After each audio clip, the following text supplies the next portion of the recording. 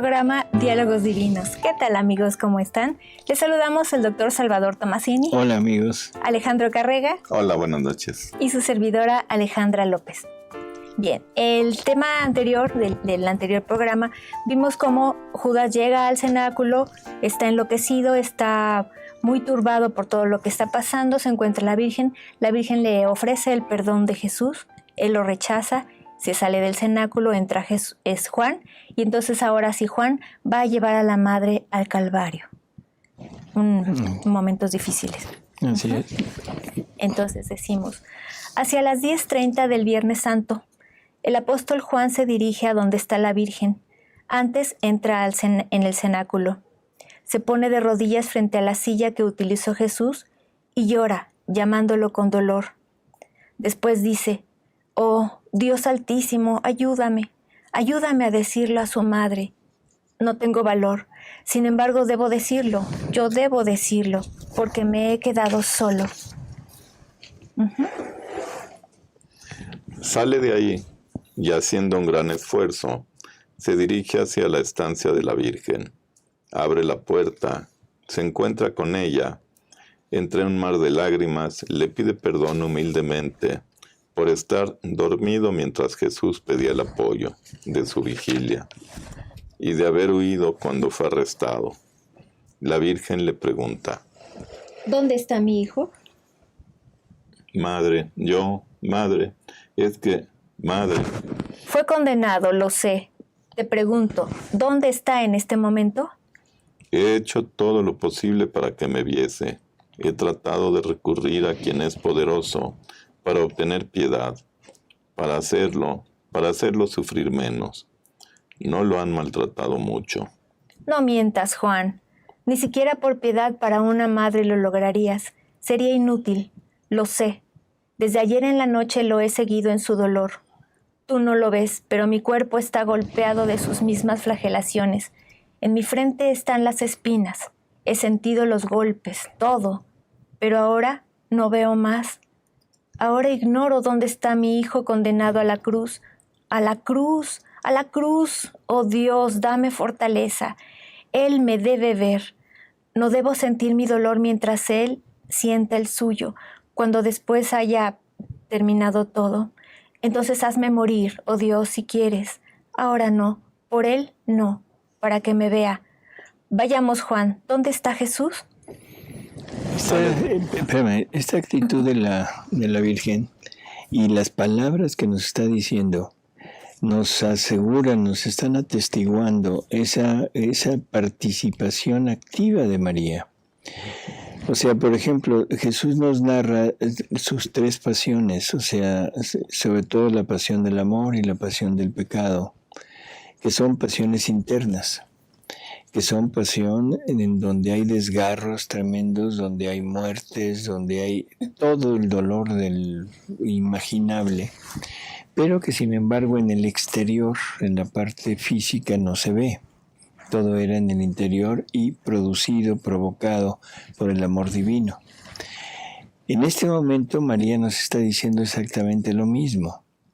O sea, María está participando en su interior, de todo lo que su hijo está sufriendo, ¿no? Así que podemos decir que realmente está sintiendo, no en el cuerpo, sino en el alma, todo lo que Jesús está padeciendo. Así que eso es un punto importante. Y luego le dice a Juan prácticamente, no me mientas. Yo sé exactamente dónde está, bueno, no dónde está físicamente, sino en qué sufrimientos está pasando, porque los estoy padeciendo junto con él. No me puedes ocultar esto, ¿no? Y luego un sufrimiento peor todavía. De repente esa ceguera espiritual. De estarlo compartiendo, de estarlo acompañando, y de repente nada. Sin saber exactamente en ese momento qué le está pasando. Tremendo, ¿no? Sí. Sabiendo que está en ese martirio, sabiendo que su único alivio de él es la compañía que ella le hace, y sin embargo ya no lo ve, ya no siente nada y queda en total ausencia. ¿A qué lo podríamos comparar?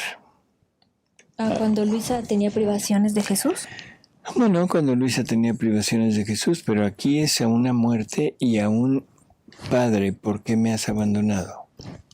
Ah, sí, pues ahora, O sea, ahora ella está viviendo eso. ella está también, de repente, está percibiendo la ausencia de su hijo, la presencia de su hijo, aún martirizado, con todo el dolor del mundo, le sirve como de consuelo, de alivio, pero perderlo es tremendo.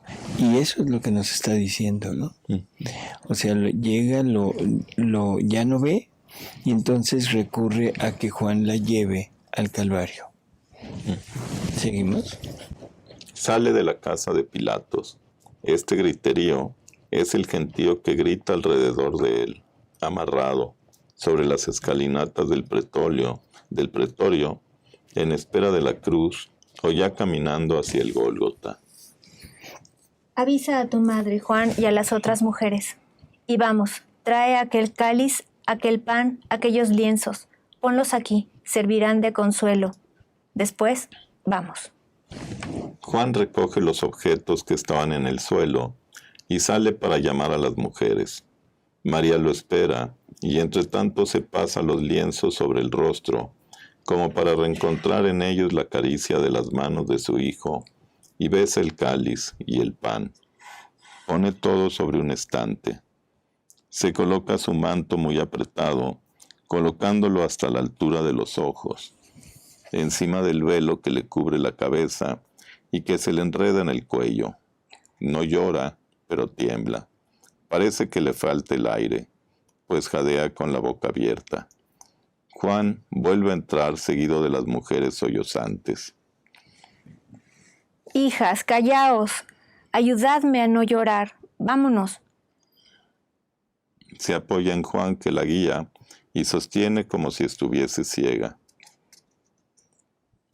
Al llegar a un cierto punto de la calle que conduce al Calvario, María, con Juan y las piadosas mujeres, se encuentra con Jesús, que grita.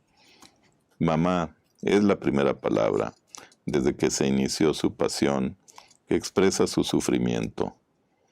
La Virgen se pone la mano en el corazón, como si sintiese una puñalada, y se tambalea momentáneamente, pero se repone, apresura el paso, y mientras va con los brazos extendidos hacia su hijo atormentado, dice: Hijo. Lo dice de tal manera que, excepto quien tenga corazón de fiera, se parte el corazón por ver tal sufrimiento. Pero la Virgen no puede besar a su hijo. Hasta el toque más leve sirve para atormentar sus heridas abiertas, por lo que María se detiene. Únicamente se besan las dos almas afligidas. Bueno, hay varias cosas aquí. Primero esto, ¿no? O sea, María, cuando llegan, o sea, las mujeres, como dice aquí, y llegan llorando, María es la que les pide que no lloren, que la ayuden a no llorar ella, ¿no? Esto se asemeja un poco al encuentro de Jesús con las mujeres que lloran cuando va con la cruz. ¿Qué les dice? No lloren por mí, no lloren por mí, lloren por sus hijos, por los pecados de sus hijos, lloren por sus hijos. En términos generales es similar, no es igual, pero es similar. O sea, pide que no lloren, piden que la ayuden. Allá Jesús está pidiendo que no lloren por él, sino que se ayuden ellos. O sea, es esa forma de decir, esto no es el momento de sacar el sentimiento descontrolado, sino es el momento de actuar, el momento de estar con él, el momento de estar viviendo ese momento junto con él, ¿no? Me parece a mí muy, muy curioso, ¿no? Sí, es como en imagen, más que imagen. Así es, sí. Bueno, luego el encuentro con Jesús, ¿no? Un Jesús que la ve y que grita, mamá. Madre. Mamá, mamá. Esto es algo que se repite continuamente y creo que todo el mundo lo ha experimentado. El hijo, cuando sufre, generalmente se quiere refugiar en la madre. Sí. O sea, nos sigue comprobando continuamente que el amor materno es totalmente diferente, ¿no? Y es donde la divinidad hace desahogo completo de su ternura, de su, ¿cómo diríamos? De su bondad, de su limpieza, en fin. No por nada Jesús nos dice que el papel de la mujer en el mundo, el papel que la divinidad le asignó a la mujer en el mundo, es el de suplidora del amor divino para el ser humano. Y ese es un papel que la mujer debería tener con una honor, con una honra enorme, sí. Sentirse honrada de ese oficio que le dieron, ¿no? Y que se nota, o sea, el niño inmediatamente acude a la madre, los hombres, las mujeres adultas en un momento dado acuden a la madre y ahora la mujer reniega de la maternidad. Sí, pues qué terrible, ¿no? Pero en fin, sigamos. Mientras tanto, la madre queda expuesta a la burla de todo el pueblo. Por un atajo se dirige a la cima del monte, desafiando los insultos de la plebe canibalesca. La cima del monte está totalmente llena de un gentío vociferante. Los soldados romanos, bajo las órdenes de Longinos, proceden a despejar la cima. Yo creo que debe ser terrible este punto, porque estamos viendo cómo la multitud, o sea, el pueblo, se deja arrastrar, o sea, por lo que hacen los demás. O sea, empieza unos cuantos, y como que eso contagia, ¿no? Jesús dice que estos momentos fueron los momentos de Satanás. El triunfo de Satanás en ese momento con el pueblo, donde el pueblo, después de haber estado con Jesús, de haberlo conocido, de haber recibido favores de él, de haber recibido curaciones, en fin, todo lo que Jesús había prodigado hacia todo el pueblo, y ahora están totalmente en contra. Están furiosos, están tremendamente enojados con él y lo quieren descuartizar. Por eso aquí dice canibalesca. Se lo quieren comer prácticamente, ¿no? ¿No será como se ve algunas veces que hay una marcha aquí, por ejemplo, en la ciudad, que un día hay una marcha y va mucha gente y al día siguiente va el partido contrario y hay otra marcha también de mucha gente, pero son diferentes personas? Pues, aquí yo creo que no eran diferentes, porque era el mismo pueblo, ¿no? El mismo pueblo que estaba se dejó atrapar por la seducción del demonio y por ¿cómo diríamos? Esa sensación de grupo. Lo que hace uno hace el otro, o sea, sí. Y donde está la masa, ahí estamos nosotros. Y esto se ve en la actualidad. Esto no es un pasaje de hace 2000 años. Esto es un pasaje cotidiano. El día de hoy es cotidiano. Sí. Está Jesús crucificado, está Jesús agonizante, está Jesús y el pueblo riéndose de él. El pueblo burlándose de él. Creo que saben a lo que me refiero. ¿Sí?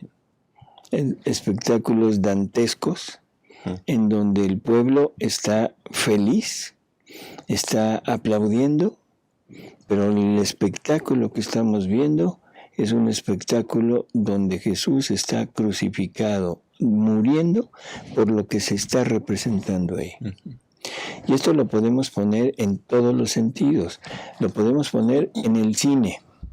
En el cine, donde películas de todo, total y absolutamente ofensivas a la divinidad, donde nos divertimos con los 7 pecados capitales, porque nos divertimos con la violencia, nos divertimos con el sexo, nos divertimos con todos los vicios, con las traiciones, con las avaricias, con todo lo que el ser humano tiene, y estamos atentos. ¿Sí? Eso, perdón, pero eso es estarnos divirtiendo viendo a Jesús crucificado. Ajá. Lo vemos en el teatro. O sea, espectáculos de veras, yo diría, tremendos, horrendos, en donde se hace burla ya abierta, ya no por escenas, sino abierta a un Jesús, a una María, y donde se pone a Jesús y a María en unos papeles denigrantes, y va la gente a verlo y la gente aplaude. Sí. ¿Sí? Donde vemos, en fin, ¿para qué seguir? Luego nos tachan de mojigatos. No, pero sí llama la atención que cuando uno está en la vida normal, si oye a alguien de un ladrón o que uno está en riesgo de que lo roben, pues es una mala persona ese ladrón y uno trata de escaparse y que lo agarren. Uh-huh. Pero cuando uno va al cine y la película se llama El robo del siglo o el robo no sé qué, y ponen a una estrella de ahí, todo el mundo está pensando que no lo vayan a agarrar, pero sí, la mente no sé por qué pensamos así. Así es, somos... Pero no sé si estén de acuerdo, o sea, sí. Esta escena no es una escena horrenda de hace 2000 años, uh-huh, sino es una escena horrenda del día de hoy. Sí. Es una escena horrenda del día de mañana y de todos los días, porque todos los días, en todas partes, hay esto. Manifestaciones, reuniones, marchas, de todo, y algunas de ellas, no todas, algunas de ellas, vistas o puestas hacia la parte negativa. Y el mundo aplaudiendo. Sí. Seguimos, por favor.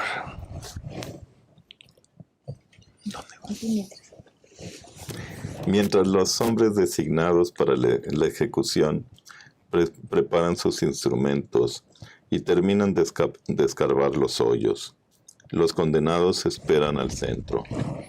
Entre tanto, los judíos que están ubicados en el ángulo opuesto a las Marías las insultan. También a la madre la insultan. A muerte a los Galileos, a muerte, Galileos, Galileos, malditos, muerte al blasfemador Galileo. Clavad sobre la cruz también el seno que lo ha llevado. Lárguense las víboras que producen demonios. Muerte, limpiada Israel de mujeres casadas con chivos. Esto dice uno, que siente uno, no sé, ¿cómo diríamos? Un horror por todo esto, ¿no? No se respeta el dolor de la madre. No se respeta el dolor de las personas allegadas a la madre, que también son mujeres, porque está hablando de Marías, sino que es esa hazaña, ese odio tremendo, pero es un odio tremendo satánico, porque es un odio tremendo hacia Jesús. Hay que quitarlo de este mundo y quitar todo el recuerdo de él. ¿Y eso fue hace 2000 años? Sí, no, pues sí. Sigue. El día de hoy, el día de mañana, dentro de una semana, continúa el rechazo a María, la ofensa a María. O sea, es tremendo. Donde prácticamente hasta sus mismos, ¿cómo diríamos? Hijos. Todos somos hijos de ellos, pero sus hijos me refiero en el sentido de los más allegados, los que se han dedicado a ellos, son los que los crucifican, son los que los insultan, son los que los agreden, son los que los denigran. Y todo el mundo calmado, no pasa nada. Igual que en aquel tiempo, todo el pueblo, no pasa nada. Incluso se unen a esa agresión, ¿no? ¿Los psicólogos dicen que es histeria colectiva? Pues puede ser histeria colectiva. Yo diría que es como posesión colectiva, ¿no? Porque va enfocada a quitar a Jesús de este mundo. Y todo lo que se relacione con Jesús hay que destruirlo totalmente, ¿no? No es una postura, vuelvo a repetir, puritana. No es una postura mojigata, porque así se puede tomar. Y el mundo así la tomaría o así la toma. No importa, que la tomen como quieran. Pero nadie puede desmentir que es una hazaña bien precisa hacia Jesús. Que es el deseo ardiente de quitar todo lo que se relacione con Dios, con Jesús, con María. ¿Sí? Así que, bueno, vamos no a espantarnos de lo que dijeron. Espantarnos de nosotros. Vamos a espantarnos de lo que decimos. Vamos a espantarnos de lo que toleramos. Ese es el punto. La pasión de Jesús no ha terminado. Sí, porque además nosotros las personas, si vemos que a alguien le están haciendo eso, aunque pensemos que es la persona más mala, nunca debe uno actuar así, ¿no? No, y sientes compasión. Si tú ves, sí.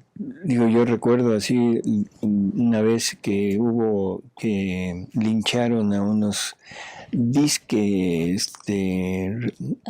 asaltantes o raptores de niños, ¿no? Y eran policías. Y eran policías, o sea, pero bueno, la primera impresión es que eran malos. Los linchan y uno siente ese rechazo hacia esa parte. Sí. Te sientes impotente, sientes que quisieras ayudar. No importa que sean delincuentes. ¿Qué se sentiría aquí? Sí. Ahora, ¿por qué no lo expresamos? ¿Por qué somos tan, perdón por la palabra, pero somos tan cobardes que no levantamos la voz ante toda esta cantidad de agresiones que sufre María, que sufre Jesús? ¿Por qué no levantamos la voz? Eso sí, hacemos mucho oraciones de reparación y todo. Sí, perfecto, qué bueno. Pero habría que oponernos así abiertamente y denunciar abiertamente que esto es total y absolutamente inhumano. Ya no voy a decir otra palabra. Inhumano. Y lo peor es que estamos acostumbrando a nuestros hijos, a los niños, a que esto es normal, que es natural y que lo pueden hacer y que no pasa nada. Así es. Así es, exactamente. Es la época en donde el niño es el más agredido, porque es al que se le está formando su mentalidad, su forma, su criterio, su carácter, y lo estamos formando con esto. Luego nos vamos a espantar de que nuestros niños sean los sicarios del día de mañana. Sí. Ese es el problema. O sea, porque todos los malos que hay ahorita, todos los malos salieron de un hogar. O sea, no son engendros del aire, ¿no? Salieron de un hogar donde el padre y la madre no supieron llevar a cabo su trabajo, donde denigraron el papel de padre y madre y crearon a estas personas. Seguimos. Longinos, que ha desmontado de su caballo, se voltea y ve a la madre. Ordena hacer callar a ese griterío infame. Longinos era hermano de leche, que le llamaban, ¿no? Hermano de leche de Herodes, ¿no? No, miento, no. Olvídalo. Un soldado romano. Sí. El capitán que está de la al centuria, final, ¿no? Sí, estaba yo pensando en Ay, Dios mío. Bueno, no importa. Otro personaje que anda con Jesús. Ya sé. Todo está listo en la cima. Hacen subir a los condenados. Una vez más, Jesús pasa frente a su madre, quien tiene un sollozo que ella misma trata de frenar, llevándose el manto a la boca. Los judíos la ven y ríen ridiculizándola. Juan, el manso Juan, que tiene un brazo sobre los hombros de la Virgen para sostenerla, se voltea con una mirada feroz. Tiene una mirada relampagueante.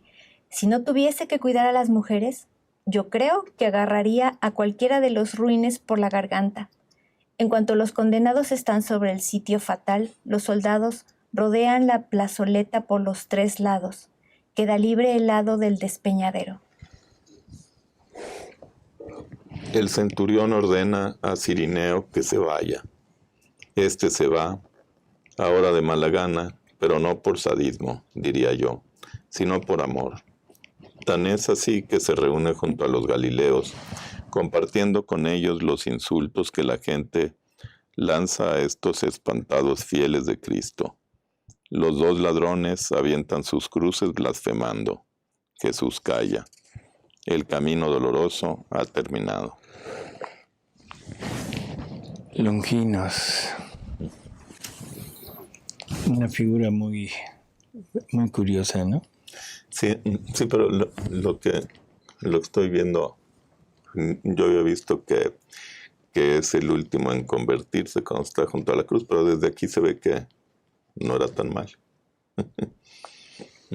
Bueno, porque está cumpliendo con su trabajo, pero no quiere que le griten a la mamá. Uh-huh. Por eso es lo que digo, o sea, yo creo que cualquier persona que tenga realmente, no sé, un poquito de sentimiento de humanidad, se sentiría con ganas de reaccionar y de, como dicen aquí de Juan, ¿no?, de agarrar de la garganta a cualquiera de ellos. Y bueno, pues sería un responder como no quisiera Jesús, pero la parte humana así te lleva, ¿no? En fin, son cosas muy difíciles de poder ordenar en nuestra mente. Y sobre todo María, esta madre que sufre indeciblemente y que se ve expuesta a la burla, todo, pero no le interesa. A ella lo que le interesa es estar junto a su hijo.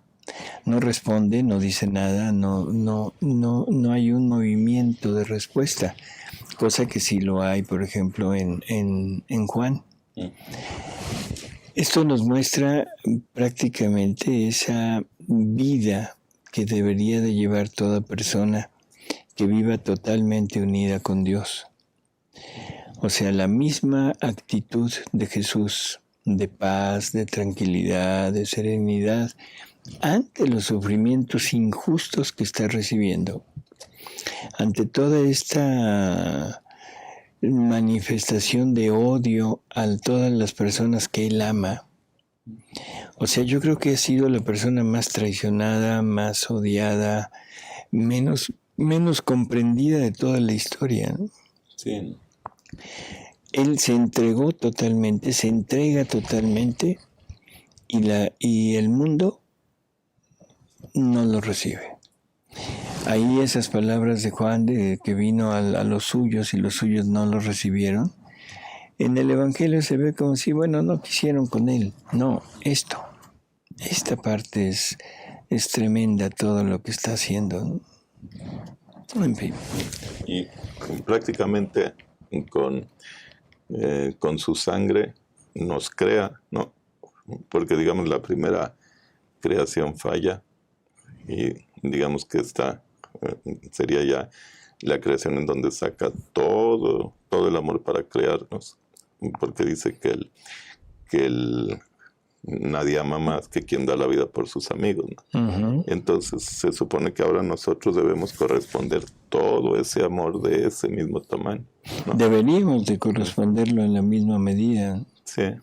O sea, ese dar la vida, o sea, nosotros deberíamos de entender que el punto principal es que todo este mundo, así como está en la actualidad, merece o se corregiría con la pena de muerte. Pero la pena de muerte del alma, del espíritu, no del cuerpo. No te espantes. Sí, no. Sí, yo dije, yo creo que empeora. O sea, es la pena de muerte en el sentido de decir, necesitamos morir como nos invita Jesús a morir a nuestra voluntad, a morir a nuestros actos, a nuestros vicios, a todo, para darle vida a Él y que Él nos dé vida, pero vida en abundancia. Yo he venido para traerles vida, ¿sí? Vida en abundancia, pero nunca hemos entendido eso. Sí. O sea, esa vida en abundancia nos las da en el momento de la resurrección. O sea, Él toma todas nuestras culpas, toman toda nuestra vida y se la pone como propia. O sea, ahí está como un intercambio de vida.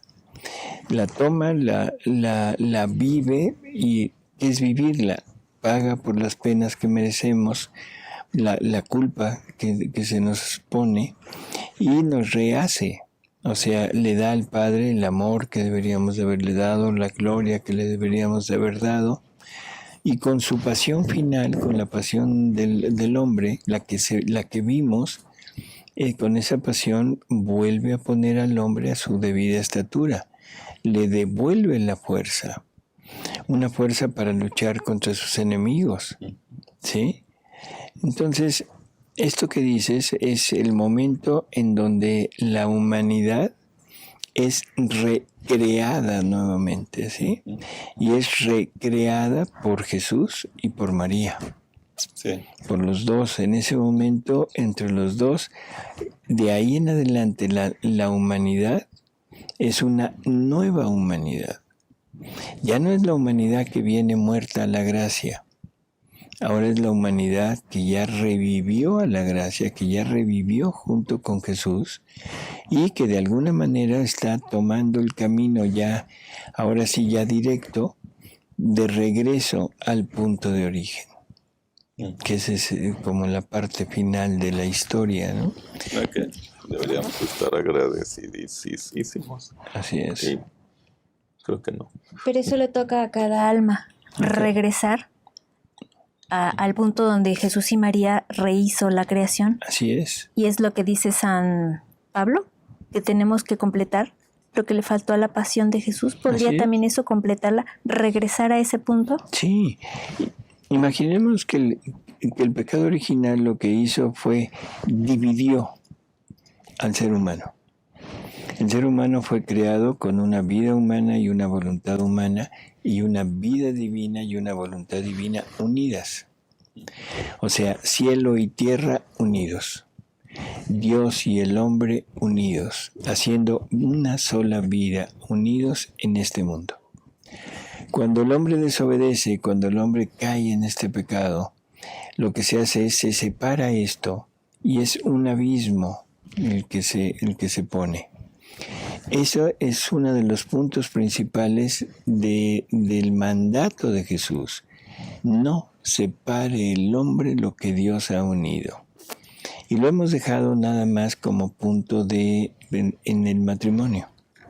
No, pero Dios ha unido todo. Dios ha unido su vida a nuestra vida, su voluntad a nuestra voluntad, todas sus obras, todas sus acciones a las nuestras. Y eso ya nosotros ya lo separamos. Cuando viene la redención, se tiende un puente, ¿sí? Otra vez para poder unir a la humanidad con la divinidad. Ya no están unidos así, porque el abismo se separó, pero se trazó un puente. Y ese puente lo cruza el que quiere cruzarlo. O sea, es decisión de nosotros, pero el camino ya está abierto. Es más, hay letreros que dicen bienvenido, regrese a su punto de origen, en fin. Pero no lo tomamos, ¿no? Porque no lo creemos.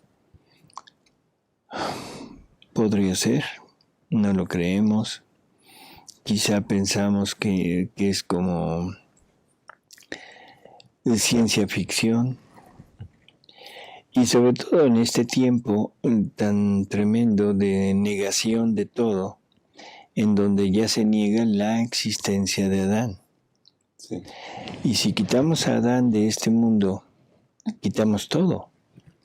O sea, porque si yo quito la creación del hombre, si yo quito a Adán, que es en donde Jesús nos dice que se fue depositado todo aquello que el hombre debería de tener, en ese momento lo que está pasando es que estoy deshaciendo esa idea del hombre. Entonces, que me expliquen qué es pecado original. Si Adán no existe, si Adán no tenía esta unión, si Adán no tenía ese privilegio que Dios le había concedido de ser el primero donde se fundara el reino de Cristo en este mundo, y que Él lo desperdicia y que por eso ha sucedido lo que ha sucedido durante tantísimos miles de años. Entonces, ¿qué pasa? ¿Dónde está el centro? Sí, pues, Ya no hay. tiene que haber Adán. Por lo tanto, el solo hecho de desmentir a Adán nos tira todo lo demás. Ya no hay punto de regreso. El punto de regreso sería hacer, ¿qué? Una amiba. Sí, ¿verdad? O sea, prácticamente no habría una finalidad real, ¿no? En todo esto. En fin, es muy doloroso, digo yo, que para mí es doloroso realmente el entender todo lo que Dios ha hecho y todo lo que el hombre ha hecho con lo que Dios le ha dado, ¿no? Sí. Que lo hemos totalmente menospreciado. Hay algunas preguntas. A ver. Dice Lourdes. Dice, disculpe, pero todo lo que vivió la Virgen María, ¿lo puedo tomar como un giro? No son verdades del libro del cielo, pero son vivencias y sentimientos de la Virgen. Claro. En muchas ocasiones hemos insinuado, esta es una idea que tenemos, de que la obra de María Valtorta, el Evangelio como fue revelado, y la obra de Luisa, no podríamos casi decir que es una sola obra. Son contemporáneas. Jesús está terminando de dictar esa revelación enorme del reino de la divina voluntad, y luego pone esta revelación de su humanidad, este evangelio tan detallado que nos da, y luego ¿cómo diríamos? Un testimonio que da el mismo Jesús, que se lo da a Monseñor Michelini, un sacerdote italiano que también tenía revelaciones, y le habla mucho de la persecución, porque este monseñor fue muy perseguido en su tiempo. Entonces, en una ocasión Jesús le dice a él, mira, le habla de la persecución y le dice, ahí tienes a mi hija María Valtorta, a quien le estoy dictando una obra que será de enorme beneficio para mi iglesia regenerada. O sea, es un testimonio del propio Jesús en donde dice que esta obra va a ser de enorme beneficio para su iglesia regenerada, y la iglesia regenerada será a través de Luisa. Sí. Por lo tanto, ¿cómo ubicar perfectamente a un Jesús tan inmenso como es el de la divina voluntad, donde nos está descubriendo todo el interior, y dejar a un lado al Jesús en el mundo, el cómo se comportaba, el cómo actuaba? Él es la misma voluntad divina. ¿Cómo entender cómo se comporta la voluntad divina sin entender cómo se comporta María? María es inmaculada, María participa de la vida divina, participa de la voluntad divina. Entonces ellos nos sirven como de ejemplo, de base, para poder seguir adelante en este camino de la divina voluntad. Así que sí, Entonces, todas las descripciones que se hacen en María Valtorta, podemos tomarlas para hacer giros, para girar en los actos de María, en la vida de María, en la de Jesús, en la de los mismos apóstoles, en todos.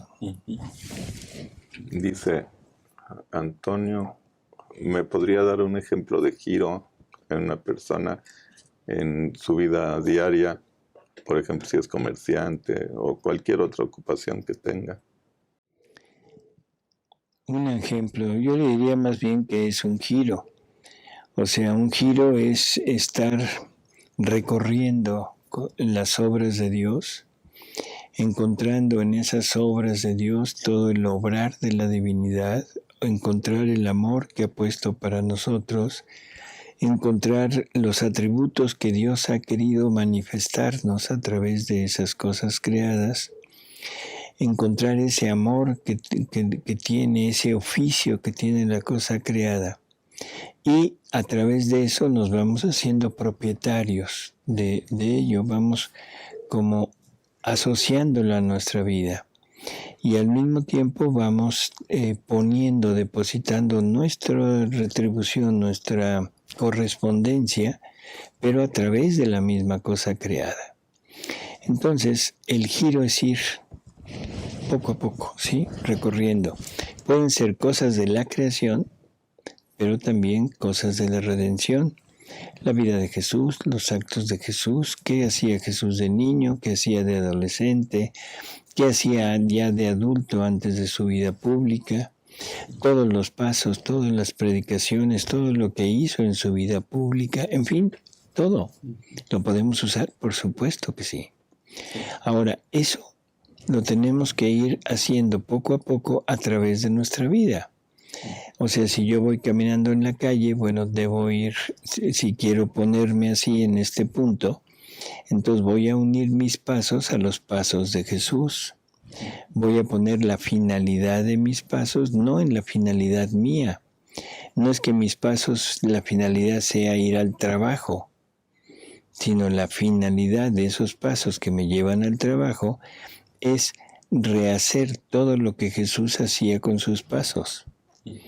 Voy a ir al mismo lugar, pero voy a tener la forma de enfocar esos pasos como la de Jesús. Y así de todo lo demás, ¿no? Y lo puedo hacer en la creación, lo puedo hacer en la redención, o sea, en los actos de María, de Jesús, de los santos, de los apóstoles, de todos. Así que, ¿sí? Dice Alma Rosa, Jesús siente una necesidad de apoyarse en su madre, en ser de hombre y de hijo, y en su divinidad, ¿cómo sería? Igual, porque Jesús nos dice que la divinidad quiso ser amada por una madre. Uh-huh. O sea, la finalidad de Dios era amar, porque Dios es amor. Y ya sabemos que el amar tiene varios actos, pero en el acto de ser correspondida, tenía el deseo, la necesidad de ser amado, pero con un amor materno. Por eso es que Dios saca de sí mismo el amor materno, porque todo el amor está en Él, y lo deposita en la mujer, que es diferente del hombre, porque la mujer está totalmente hecha, creada para ejercer ese amor. Tiene todas las características necesarias. La mujer es más sensible, es sensitiva, no es tan, como diríamos, tan racional, tan cerrada como el hombre. La mujer tiene la participación de la fecundidad divina y en ella se lleva a cabo el milagro de la concepción. Ella tiene la posibilidad de en su interior ir desarrollando a un nuevo ser humano. Ella tiene toda la posibilidad de seguir alimentando a ese bebé después de nacido, de ejercer su maternidad. En fin. Leo. Déjame comentar tantito. Me quedé pensando en la pregunta anterior de los giros. Uh-huh. los giros los podemos basar leyendo el Evangelio, por ejemplo, ¿no? Sí. Que tenemos en la Biblia. Sin embargo, son narraciones cortas, narraciones pequeñas, que se repiten de un apóstol al otro y al otro, a los escritores. Creo que Jesús no hace cosas inútiles. Si Jesús le dictó esta obra a María Valtorta, era con la finalidad de que pudiéramos girar en más actos de su redención, en más momentos de su vida pública, en más momentos íntimos con su madre, en los momentos de alegrías, en los momentos de tristeza, de sufrimiento, de logros, de éxitos. Es redondear Así es. la vida. Entonces yo creo que sí era necesario conocer la obra de María Valtorta. Yo así lo pienso. ¿No? Nos da amplitud. Tenemos una idea más amplia, más amplitud de todo lo que Jesús hizo en este mundo. ¿Y por qué lo hizo? Que ese es el otro punto, ¿no? O sea, hay pasajes en el Evangelio que son muy difíciles de poder interpretar. Aquello de no es bueno darle la comida de los hijos a los perros. No perritos, perros. Y dice uno, ay caray, espérenme, ¿de qué me está hablando, no? Y en esta obra se explica perfectamente los porqués. Entonces, ¿puede uno girar en todo eso? Claro, así como dices, es la ayuda.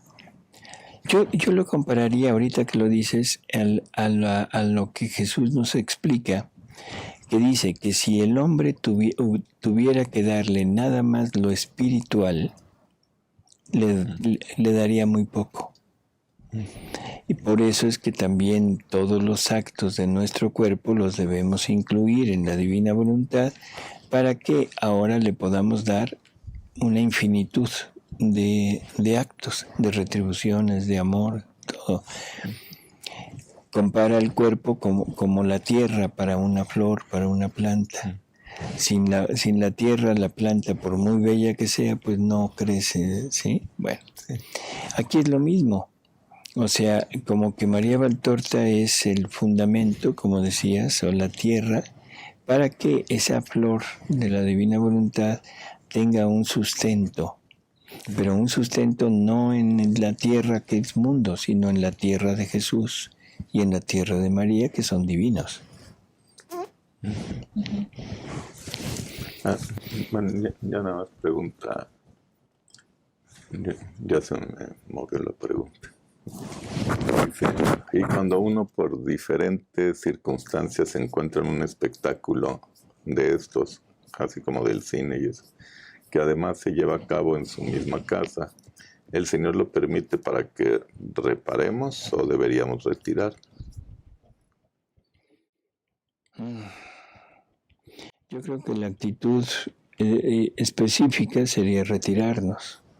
Ese es como sería lo más obvio, ¿no? Prudente. Lo más prudente.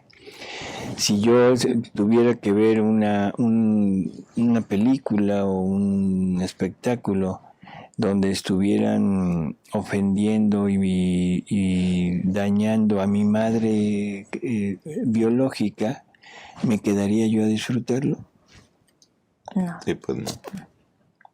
Me quedaría a disfrutar cuando estoy viendo en un video cómo asesinan a mi hijo. Sí, no. Pues no, ¿verdad? Bueno, pues aquí pongámoslo más o menos en ese sentido. ¿Qué es lo que estoy viendo? Es eso. Ya sé que es criticable lo que estoy diciendo, lo entiendo perfectamente. Pero eso es lo que estamos viendo y eso es en lo que nos estamos divirtiendo. ¿Por qué? Porque estamos viendo los pecados capitales, violencia, sexo, lujuria, o sea, gula, envidia, traiciones, de todo. Y eso es lo que llevó a Jesús y a María a esto que estamos leyendo. No son los romanos los que lo martirizan, somos nosotros.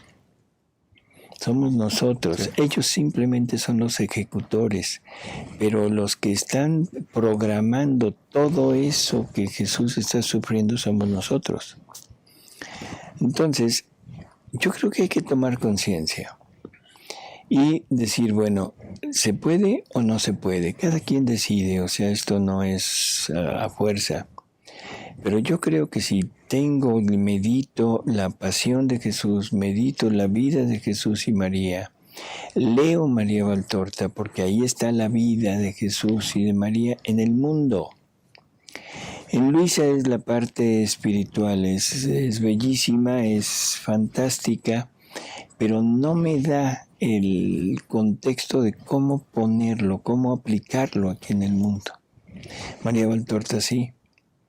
Entonces, si yo entiendo lo que se está diciendo aquí y capto este sufrimiento atroz de estos dos personajes, perdón, pero yo creo que sentiría yo repulsión de ver un espectáculo donde ya sé lo que está pasando. No es la trama de la película, sino es la consecuencia de la película o la esencia de la película.